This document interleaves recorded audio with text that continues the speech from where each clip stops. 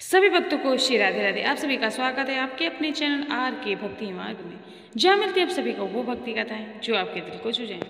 तो दोस्तों, आज हम सुनाने जा रहे हैं रमा एकादशी व्रत कथा। एक ऐसी कथा जो सिर्फ सुनने के लिए नहीं, महसूस करने के लिए है, क्योंकि इस कथा में छिपा है भक्ति का प्रकाश और मुक्ति का रहस्य। तो दोस्तों, कथा को शुरू करते हैं। बहुत समय पहले एक राजा हुआ करते थे जिनका नाम था धर्मपाल। वे बड़े न्यायप्रिय, दयालु और भगवान विष्णु के सच्चे उपासक थे। उनके राज्य में सुख, शांति और समृद्धि थी। प्रजा उन्हें अपना पिता समान मानती थी। परंतु राजा धर्मपाल के हृदय में एक चिंता हमेशा बनी रहती। उनका एकमात्र पुत्र राजकुमार देवव्रत अत्यंत बुद्धिमान था, परंतु उसे भगवान से कोई आस्था नहीं थी। राजकुमार का अधर्म मार्ग। समय बीतता गया और राजकुमार का झुकाव भोग विलास की ओर बढ़ने लगा। वह महल में नाच गाना, मदिरा और सुख सुविधाओं में खो गया। राजा बार बार समझाते, राजा बेटा देवव्रत, यह संसार है, धन, ईश्वर रूप, ये सब क्षणिक है। सच्चा सुख केवल भगवान विष्णु की भक्ति में है। पुत्र अहंकार में, पिताजी, भक्ति से पेट नहीं भरता। राज चलाने के लिए शक्ति चाहिए, भोग चाहिए, और मैं अपने जीवन का आनंद लेना चाहता हूँ। राजा धर्मपाल की आंखों में से आंसू आ गए। उन्होंने मौन होकर भगवान विष्णु से प्रार्थना की, प्रभु, मेरे पुत्र को सद्बुद्धि दो। राजा का वनगमन। राजकुमार के दुष्कर्मों से तंग आकर राजा ने सिंहासन त्याग दिया।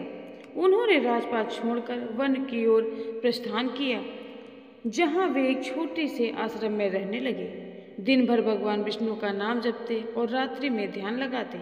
एक दिन उनके सामने देव ऋषि नारद प्रकट हुए। नारद मुनि, राजन चिंता मत करो, कार्तिक मास के कृष्ण पक्ष की रमा एकादशी आने वाली है।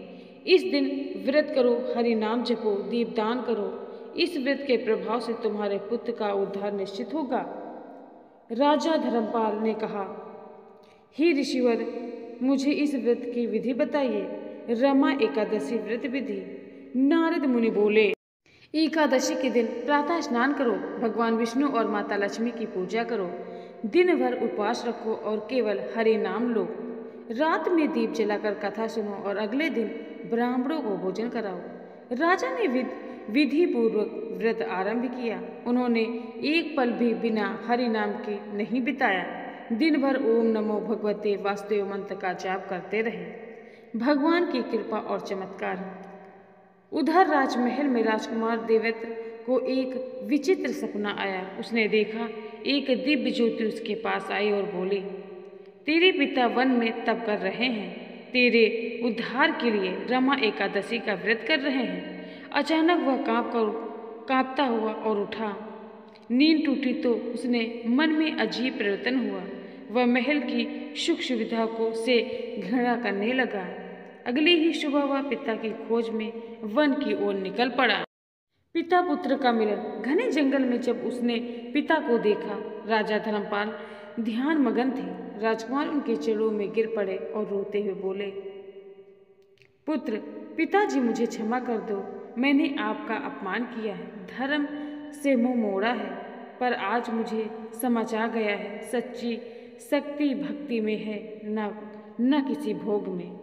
राजा धर्मपाल की आंखों से आंसू बह निकले। उन्होंने पुत्र को गले से लगाया और कहा, राजा बेटा, जब भगवान की कृपा होती है तभी मनुष्य को अपने पापों का एहसास होता है। रमा एकादशी के व्रत ने तुम्हारे हृदय को बदल दिया है। रमा एकादशी का फल। राजा ने पुत्र के साथ पुनः रमा एकादशी का व्रत किया। दोनों ने भगवान विष्णु और माता लक्ष्मी की आराधना की।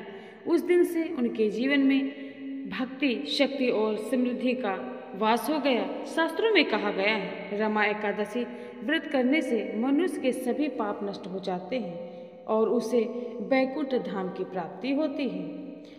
जो इस व्रत को श्रद्धा से करता है, उसके घर में दरिद्रता कभी नहीं आती और लक्ष्मी सदा निवास करती है।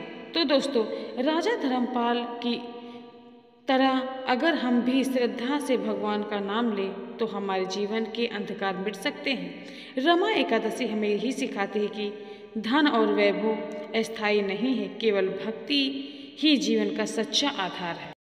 तो दोस्तों, भगवान विष्णु से हमारी यही प्रार्थना है, हे श्री हरि विष्णु, हे माता लक्ष्मी, हमारे जीवन में भी वे प्रकाश लाओ जो राजा धर्मपाल और देवव्रत के जीवन में आया है। हमारे मन में सदा भक्ति, प्रेम और सत्य का वास रहे। तो दोस्तों, अगर रमा एकादशी व्रत कथा ने आपके हृदय को छुआ हो तो इस वीडियो को लाइक करें, शेयर करें और हमारे चैनल आर के भक्ति मार्ग को सब्सक्राइब करना ना भूलें, क्योंकि यहाँ हर कथा सिर्फ सुनाई नहीं जाती, महसूस भी कराई जाती है। मिलते हैं अगले वीडियो में, तब तक के लिए सभी भक्तों को श्री राधे राधे, जय माता दी, हर हर महादेव।